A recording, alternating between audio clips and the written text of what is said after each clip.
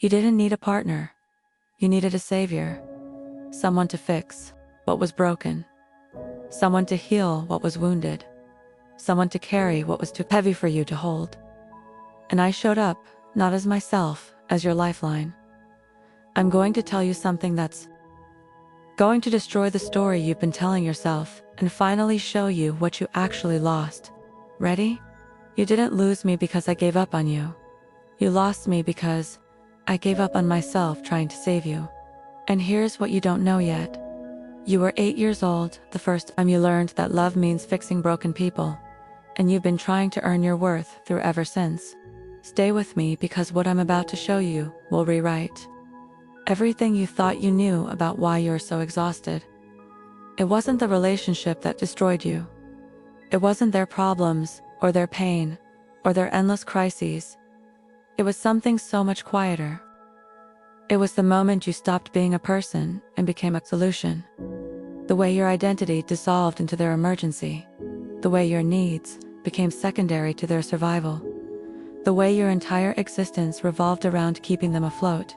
You didn't fall in love. You fell into a rescue mission. And here's what you'll never forget. They didn't ask you to save them, not directly, but they made their brokenness your responsibility. With every crisis that became your problem, with every breakdown that required your strength, with every relapse, every bad decision, every self-destructive pattern that you had to manage. They didn't say fix me. They just fell apart so consistently that fixing them became your full-time job, and you took it. Because somewhere deep inside, you believed, if I can just save them, I'll finally matter. If I can just fix them, I'll finally be enough. If I can just love them hard enough, they'll finally heal. You were wrong. You didn't just exhaust yourself trying to save them. You erased yourself, every boundary you didn't set, every time you answered the phone at 3 in the morning, every plan you canceled because they were having another crisis, every piece of yourself you sacrificed to keep them stable.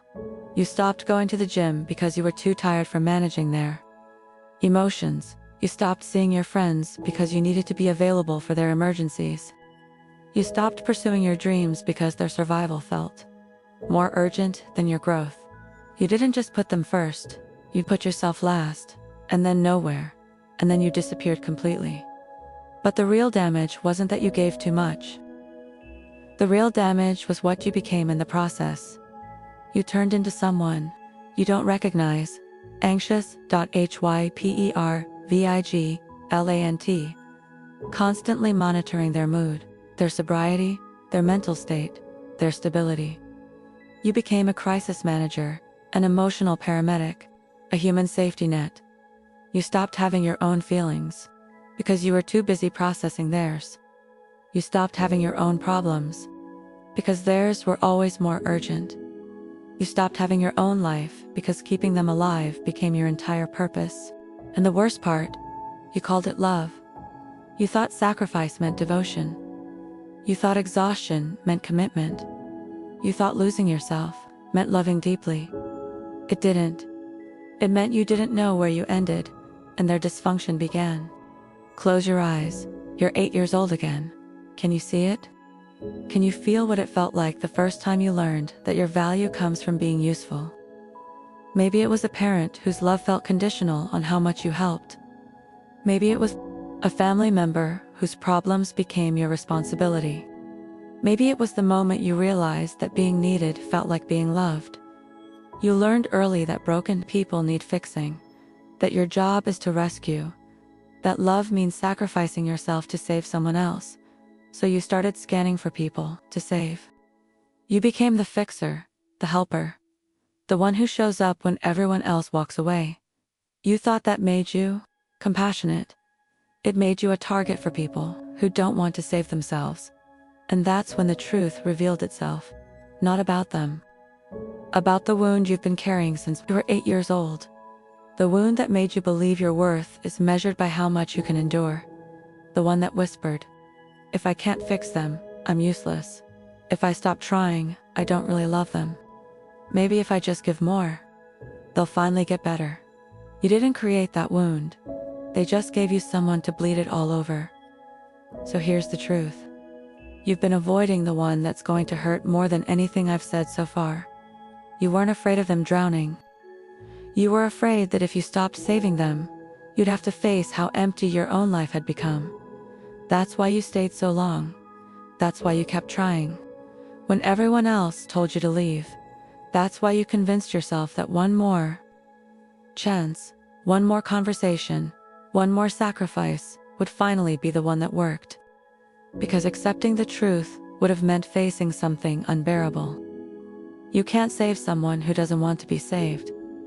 And you were using their brokenness to avoid fixing yourself, and then something broke. Not them they'd been breaking for years. Something deeper. The belief you'd been carrying since you were 8 years old. The one that said, "My value comes from fixing broken people." That belief, it finally died. The shift didn't happen when they relapsed again. Not when they betrayed you again. Not when they chose their addiction, their trauma, their dysfunction over you again. It happened when you asked yourself a question you'd been running from since childhood. Not, "Why can't I save them?" But "Why do I keep trying to save people who don't want to save themselves?" When you stopped seeing their pain as your responsibility. When you realized that the person you abandoned wasn't them, it was you. You stopped saving the day. You realized you can't rescue someone from themselves, and trying to will only drown you both. Here's what you learned when you finally walked away. You weren't helping them. You were enabling them. Every time you caught them before they fell, you prevented them from learning to stand. Every time you cleaned up their mess, you taught them messes don't have consequences. Every time you absorbed their chaos, you made it safe for them to stay chaotic. You weren't their savior. You were their safety net. And as long as you were there to break their fall, they never had to stop jumping. The hardest truth. Your leaving might have been the most loving thing you ever did. Not because you stopped caring, but because you stopped preventing them from facing themselves. You don't think about saving them anymore. Not really, because the anger dissolved the moment. You realized you can't save someone who's not drowning. They're floating, and you were the one going under. Here's what nobody tells you about loving broken people. You can't fix someone by breaking yourself. You can't heal someone by inheriting their wounds. You can't save someone by sacrificing your own life. All you can do is lose yourself trying. And that's exactly what happened. You didn't lose them. You lost you. And getting yourself back required letting them go. You're rebuilding now. Not them, you, someone who knows. Loving someone doesn't mean saving them. Compassion doesn't mean self-destruction. And you will never again mistake drowning for devotion. You are learning that other people's problems are not your purpose. You are releasing the belief that your value comes from how much you can fix. You are refusing to set yourself on fire, to keep someone else warm.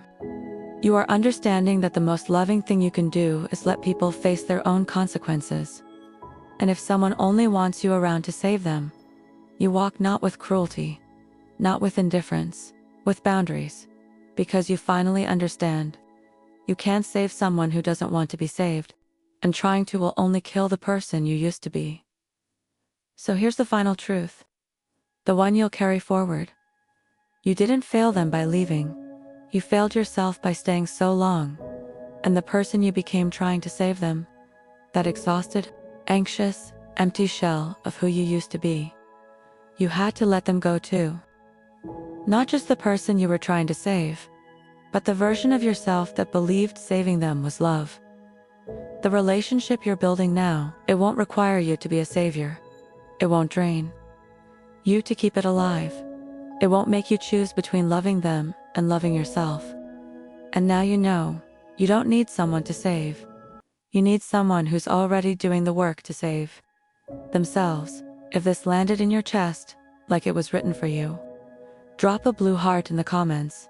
And if you're currently drowning trying to save someone who won't grab the life raft, I need you to hear this one more time. You didn't fail them by leaving. You failed yourself by staying so long. Stop setting yourself on fire to keep someone else warm. You can't save someone who doesn't want to be saved, and trying to will only kill the person you used to be. I'll see you in the next one.